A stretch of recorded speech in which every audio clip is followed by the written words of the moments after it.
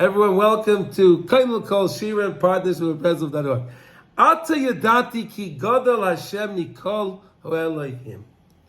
Says Yisro, these wonderful words. Ata yadati, now I know. Now I know. Ki gadol HaShem mikol elohim. I understand that. Hashem is greater than all the other gods. But Yisro was the person that can say that. Because Yisro experienced all the other gods, so to say gods. Muva b'zayir, b'shata, d'sha'er akum asyan v'oidin l'kutsha brichu. At the time when a guy can come and be moide, can admit to HaKadosh Baruch Hu, they nistalek v'yes yaker shemoide kutsha brichu alei v'sato. At the time a guy can come and show credence to HaKadosh Baruch Hu, show the acceptance and the coronation of HaKadosh Baruch Hu, when a guy can do that, that brings to HaKadosh Baruch Hu the greatest pleasure. It's Yaakov, Shema, it makes the Hashem's name great. The Kutsha Baruch Hu, a love is up on high and down over here. Kamay Gaba Yisro. The same way as it was by Yisro. Bishata Dharma Yisro. At that moment when Yisro said, again, let us remember, Yisro was Kayin Midyan. Yisro was the Galach of all Galachim. Yisro knew more about Avodah Zarah than anyone else. Remember back in when Moshe Rabbeinu came to Parai the first time, and he said about Hashem. So Parai asked, the Medrash says, Parai asked, take out the book of gods. He had a big book. It made those old telephone books. Remember those telephone books? It made those telephone books look small. He had a very thick book of all the names of all the gods. And they looked up in that book. They looked up in that book of all those gods. And they wanted to see if Hashem was there. Hashem wasn't in that book. But you know what? Yisro knew every single one of those gods in that whole book, in that whole phone book. Yisro knew everybody. He knew everything in that. He knew everything about every single one of those gods because he was part and parcel to them at one time. But what happened? But now Yisro, B'shat Dharma Yisro. So when this fella Yisro, that again was the Kayin Midyan, and he says, Ata yadati ki gadol Hashem mikol elokim. I know Hashem is greater than all the other gods. In order to make dear and what to give greatness and credence to HaKadosh Baruch Hu, nimches zeu kivoidai. Kishabnei Adam shehem yichutz lekedusha. When you have people that are far away from kedusha, mikarven es atzman, and they bring themselves closer, lifnim mea kedusha, to come in closer to the kedusha. Hein geirim shemigairin, whether they're Gentiles that convert and become Jews the proper way, of course. Hein balei tshuva, or if it's a yid that was born and he grew up in a way not close to HaKadosh Baruch Hu. Or the Jew chose not to be close to HaKadosh Baruch Hu, but the Jew changed his mind. And the Jew said, I made a mistake. I made a mistake. I was making a mistake my whole life. I was making a mistake. I didn't mean to, I didn't know. I didn't know. And that's the hardest thing. That's the hardest thing for a person to do, is to say I made a mistake. For a person, for a human being to say I made a mistake.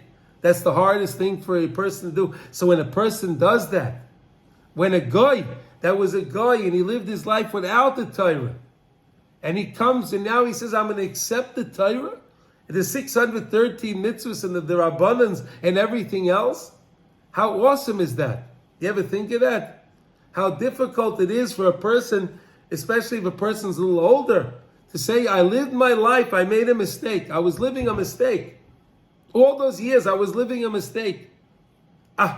But this is what happens. So when that happens, because they were outside. They were outside of the realm of holiness. They were mibachutz. They were outside. They weren't in the realm of Kedusha. They weren't in that realm of Kedusha. Umekarvin umachnisim oisam lifnim. They come closer and they enter in lifnim zeu kivoide. That's the greatest covet for HaKadosh Baruch Hu. So anybody should never, chas v'shalom, we know one of the things we're not allowed to do is we're never allowed to remind if someone's about tshuva. We're never allowed we're never supposed to ever remind the Jew of the things he did before. You don't do that. You don't talk about it. Because that person gave to HaKadosh Baruch Hu so much nachas ruach. When the person decided, I'm going to come close to HaKadosh Baruch Hu.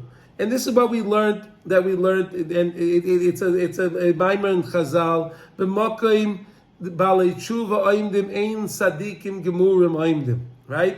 In the place where balei tshuva stand, where a Baal Tshuva stands, in that place, even the great tzaddikim can't come to that place.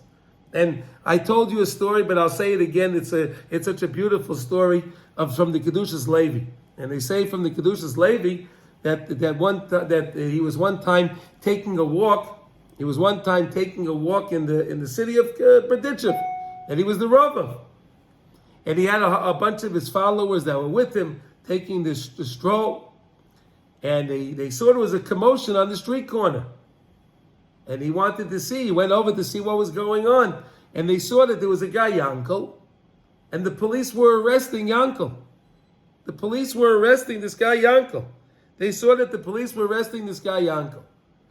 And at that time when he saw that, he said, he went over to Yankel, and he said, Yankel, oi, I'm so sorry that they're arresting you. So Yankel says, why are you sorry? He says, listen, I'm a professional crook, but even professionals, sometimes they get caught, but don't worry. The Rebbe says, oi, Yankel, I'm a kind of you. I'm jealous of you. So Yankel says, Rebbe, you're jealous of me? I'm a thief, and you're the great lofty rabbi, and you're jealous of me? So says the Kedushas Levi said to him, yes. And why is that? He said, "B'makim shebalei tshuva oimdim ein tzadikim gemurim oimdim." You're going to be a Baal Tshuva, and look at all these things you did wrong. But when you come close to HaKadosh Baruch Hu, how great is that going to be? How special is that going to be to HaKadosh Baruch Hu? Like we just learned over here. From Ridak, we just learned over here. So he said, Yankel said to the Rebbe, if you're Mekana me now, just wait when I get out. You'll be Mekana me even more. Right? To go back to be a thief. He's going to be the happy thief. Okay? But that's the point. The point is how great is somebody that says, I made a mistake in my life, and I'm willing to admit I made a mistake, and I'm willing to come close to HaKadosh Baruch Hu. And it was said over here from the Zayah, when Yisro, the Galach, the priest of Midian, he said, Ata yadati ki gadol HaShem mikol alayim. When Yisro was able to say that, it caused the greatest nachas ruach to HaKadosh Baruch Hu. That somebody that was so distant.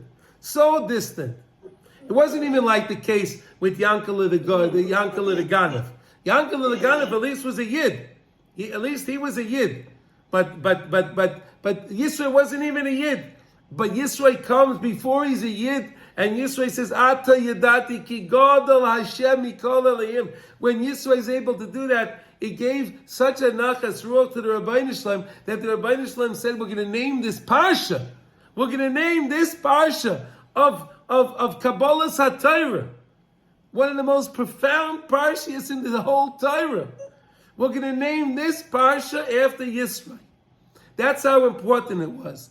Nothing was going to happen until Yisro came.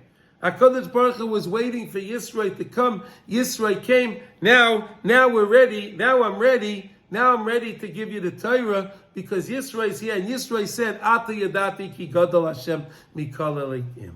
Now, does anyone want to have any comments, any questions on this? Is it clear?